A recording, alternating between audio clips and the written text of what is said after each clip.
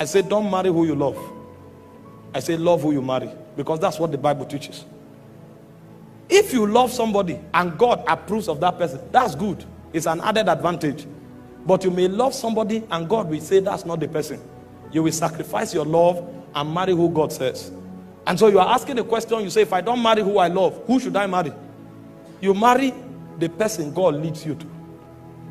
Number two, you marry a person that fears God, that is under the government of God. And number three, you marry the person that is compatible with your purpose. If you find these three, you will love that person. But if you marry somebody you love who God is not choosing for you, or you marry somebody you love who is not under God's government, and you marry who you love and he does not compact with your purpose, after a few years you will discover that that love will vanish. Because if you study love itself in context, you will discover that it will be impossible to really get to love somebody that you have not understood and have not trusted. Because love has three cadres. The first cadre of love is affection. The second cadre of love is understanding. Understanding is superior to affection. If you start working with somebody and you journey for a while, if you can't understand yourself, you will discover that the lack of understanding will destroy the affection that once existed. Because affection is superior to understanding is superior to affection in the ladder of love. And then when you move a bit further, you will now discover that the third ladder or the third rung on the ladder is trust. Trust is superior to understanding. If you don't trust somebody, you will discover that understanding will collapse. Affection will also collapse. And so when you are even talking love, you cannot really explore love in its fullness unless as you marry somebody and live with a person for a long time. That's why God commands people to love who they marry. And it doesn't really endorse who you love before you get married. If you do and God chooses that person, it's an added advantage. And if you have studied love also, apart from this ladder that I've explained to you, there are four things you will discover about love. Because there are four words for love in the Greek. The first word for love is phileo. The second word for love is eros. The third word for love is storge. And the fourth word for love is agape. Love is deeper than the feeling. The word phileo is a kind of love that is created by circumstance. And that kind of love runs on emotion. So if I'm in a place with somebody for a while, because that location kept us in that place, we are going to discover that there are few things that connect us. And so because of that circumstance that is created, we will begin to bond in a way. That kind of love is called phileo. If you change that circumstance for a while, that love will begin to die.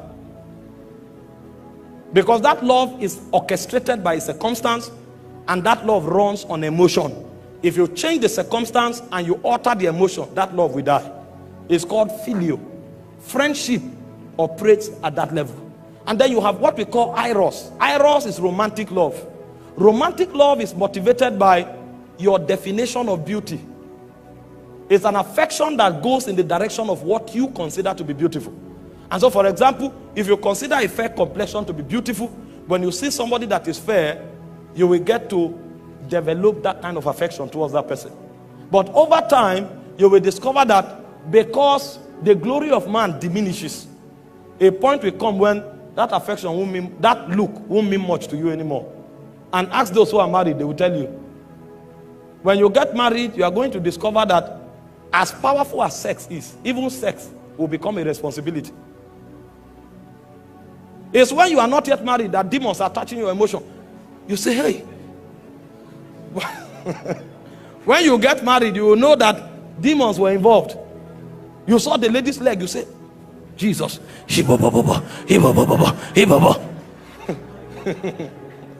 When you get married, you will discover that that leg can be on your head.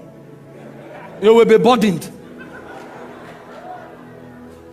Because eros is motivated by what you consider beautiful. A point will come, it will diminish. You will now discover that eros is not enough to bond you. That's why those who run to marriage because of sex, after 1 month they run out. And the people you meet before you get married, most times, is phileo and eros, you feel for them. The higher kind of love is called storge and agape. Storge is companionship. Storge is built by understanding. Storge is not dependent on emotion. That's why people who have understanding, when they become old, at 70, you will see them hold themselves, walking together. It's called companionship. There are two things that bet storge. One is understanding, another is covenant.